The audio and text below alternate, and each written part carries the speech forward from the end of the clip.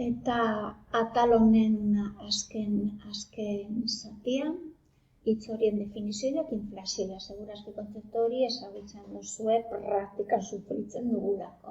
Inflazioa zer da, hori prezioak igotzen dituztenean, baina zera gure soldata ez da igotzen abiadura berberarekin. Beraz, bagoaz galtzen, bale?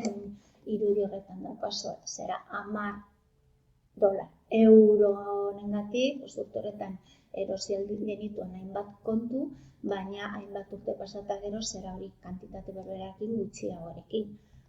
Hori da inflazioa. Biak abiadura berean ez doazenean. Inflazioa. Eta zer da KPI edo kontsumo prezioen indizea da gazteleraz esaten el índice de productos al consumidor. Hori da zera neurtzen duana zenbat igotzen diren zera horiek prezioa.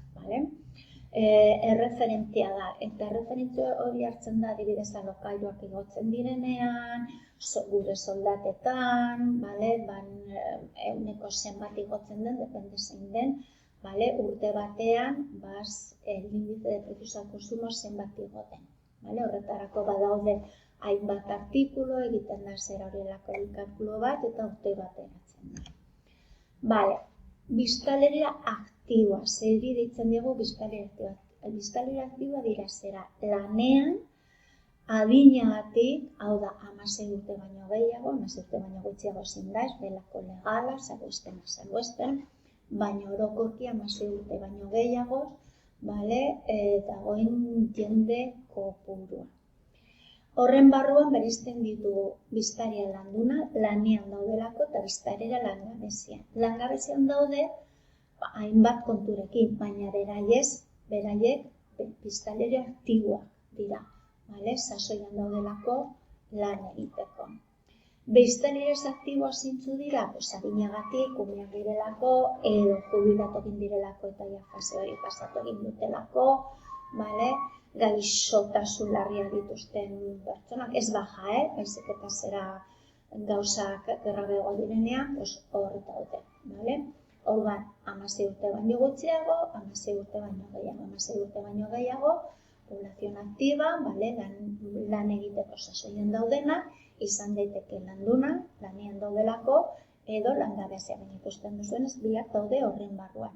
Eta gero ez zera inaktiboa, zera dinagatik pasatu zaielako zera sasoia. Eta langabezia,